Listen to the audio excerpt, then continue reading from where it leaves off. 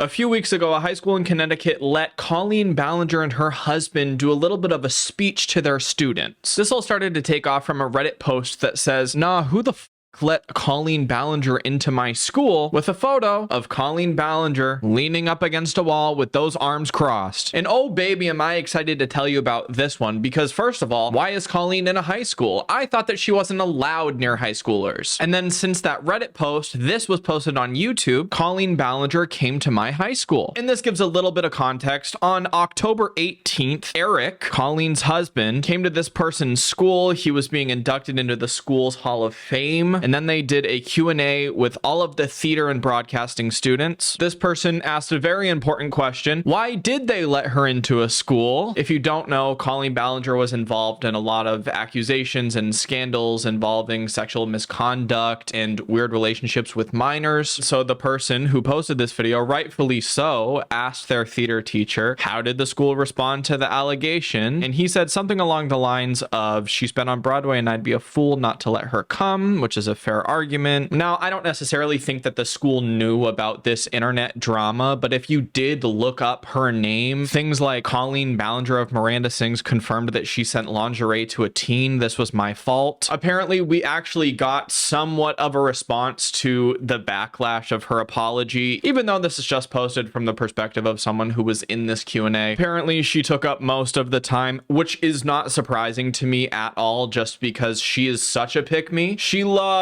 talking about herself. No, just usually about herself. She never mentioned any of the allegations. However, she did say that she would burn every ukulele she could find when asked what she would do differently if she started her career over. That's good, Colleen. I'm glad. I also think you probably shouldn't have as many meet and greets with these young kiddos. And then luckily enough for us, we have more and more photos here of her just taking selfies and signing autographs with an American flag behind her, because there's nothing more American than covering up sexual misconduct and going into a school. Now, in my head, I assumed that she wouldn't talk about her going into a high school, but on the other hand, I should have known that she would, because it makes her look pretty cool. In her vlogs, the first mention of going to this high school is here, where she just sort of brushes past it, and I don't think that's something that you should brush past, especially with your history. Hello everyone, I am still in Connecticut. This morning, Eric and I went to his high school, and it was lovely. I'll talk about that later. But now... Oh, wait, you'll talk about that later. The way that you started that out makes it sound like there's some big shit to talk about, no? Yeah, we went to his high school. Anyways, I'm gonna show you some other bullshit. And the other bullshit that I speak of is her not being able to be around her kid without a camera. Eric and his dad are fishing, so I'm gonna try to weave something. We're in the wilderness. See if I can make it happen. What should I make? A little bowl?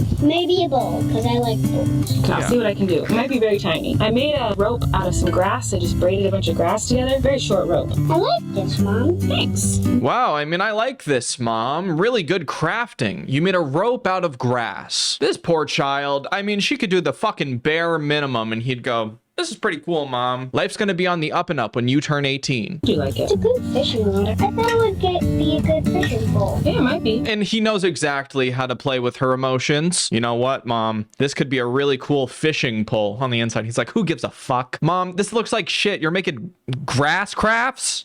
Ass crafts. Mom, you're making ass crafts. And then, like the phenomenal vlogger that she is, she brings up them going to the high school again and brushes past it because she needs that fucking retention. Her whole life is based on retention. And here's the thing, if you had good content, baby, that retention would stay. So yesterday, we went to Eric's high school so he could do a little Q&A with the theater kids. And he asked me to go with him. He was like, will you come with me? And I was like, if you want me to, I'll do whatever you want. I'm here to support you. So he was like, I'm a little bit nervous. Like, I'd like if you came with me. And I was like, oh my God, of course. Here's the thing. If Eric has a brain, he would not invite you to a high school. The way that she talks about this later on is like, you know, I've wanted to do a meet and greet for the last few years and I haven't been able to. You know, who better to talk to than, I guess, my type, who I would send my undies to. I went and it was honestly like magical, amazing, so fun. Everyone was so freaking sweet. I'll talk more about that later maybe, but after that, we went and hung out with his friends. No, I don't care about you hanging out with his friends unless his friends are 15 and 16. So yet again, we wait another 6, 7, possibly 8 minutes for her to discuss this high school thing. And during that time, something kind of funny happens. She takes her son to the aquarium, which he's very, very adorable. He knows a lot of stuff about ocean creatures, but she just doesn't really give a fuck. There's a good chunk of this video where she's talking into a mic like, yeah, this is something that my son told me to show you.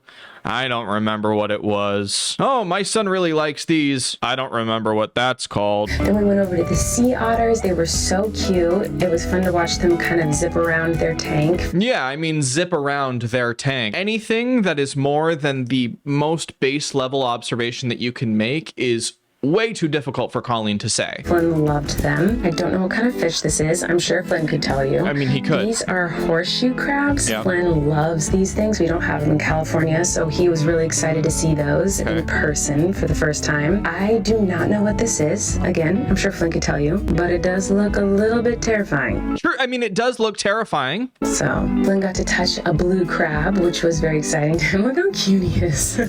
And this is what is this? Oh, this is unattentive parenting. I can actually look into this crab's soul and tell its immediate thoughts once it sees Colleen Ballinger. And by the way, how terrified would you be if you were a sea creature and you were under the age of 18 around this lady? Come on now. He was really excited about this crab, and now I don't even remember what it's called. But yeah, there were just so many incredible fish, and Flynn was just teaching us so much about... Sorry, was he teaching you anything, or were you going, oh my god, my son's so smart, I can't wait to tell my vlog about how smart my son is, and then I go, oh, I don't remember anything that he's fucking said. I just know that he's really taught me a lot of stuff. The different fish the entire day. He was running around so happy. He did not stop smiling the entire day. And we saw a bunch of really terrifying sharks, which was scary, but also exciting. Oh, I love that. Me with shark. Excuse me, y'all. There's a shark behind me. Her child is like literally in the tank behind her right now. She doesn't give a fuck. The child is bashing its head up against the glass. She doesn't give a shit. Exciting. This is a little puffer fish. Oh, I know that one. And then we found some more jellyfish. How cool is this freaking tank? Yeah, it is cool. It's just LED lights. Isn't this amazing? Here's a big terrifying eel that Flynn loved, and Flynn told me what this is, and I don't remember what he said. And I think this, oh god, I should just have Flynn do this voiceover. Yeah, you should, because it makes you look like you don't give a goddamn fuck. And maybe I'm reaching here, but like when I was younger and I had my obsessions, my mom learned everything she could about it. I loved the NBA, so my mom and I would talk about the NBA. One of my biggest trips ever when I was younger and sick was going in a wheelchair to the Basketball Hall of Fame in Springfield, Massachusetts. It was the most fun thing in the world because we got to bond over something. And honestly, it makes me really sad that it seems like this kid doesn't have that, because if he did, if he had an attentive mom who knew all the fucking facts that he did, she would be sure to let us know. If you're going to peacock this entire time and pretend to look present, then don't do a voiceover admitting that you have no fucking clue what your son told you. We'll get into this later, but the two other kids that she has, the twins, were just left at home on a trip to go see her husband's parents, their grandparents. I didn't film much else of the trip because I was just enjoying family time, but I did get a really sweet video from my incredible nanny of the twins, and I want to share it because it literally made me cry, and it's just so sweet, and I'm so excited we go home tomorrow because I miss them so much. I cannot wait to see them. So please enjoy this adorable clip of the twins that made me sob today. I did that. Good. I like Mama the best. I like Mama the best. That's so nice. I like Daddy the best. I like Daddy. That's so nice too. And I like Glenn the best. Where's Mama and Dada? Wait, did we just out loud say, where's Mama and Dada? And we kept this in? Colleen? Where's Mama and Dada? Ooh, where are Mama and Dada? Shouldn't Mama and Dada be around? And then I love knowing that she edits all of her own stuff, because when she's talking, there aren't any cuts really at all. But then when her kids are talking, she cuts that shit right away because she's like, boring. They don't know how to do content yet. I am desperate to get back home to those kids, but we have had an incredible time here. Today was lovely. This morning, Eric took Flynn to the Atlantic Ocean so that he could experience it. And Flynn collected so many dead crab shells, and he wanted to film a video talking about all of the different things that he found. So I'll show you that too. So we got all now there's time for Flynn to talk. I'm going to show you one by one. Starting with the littlest. We got 3, this clam. 4. This one's pretty big. 5. Oyster. And we got 6. this. She's like, God damn. I have a feeling that she's in Final Cut just like, God damn it. Look at this fucking audio file.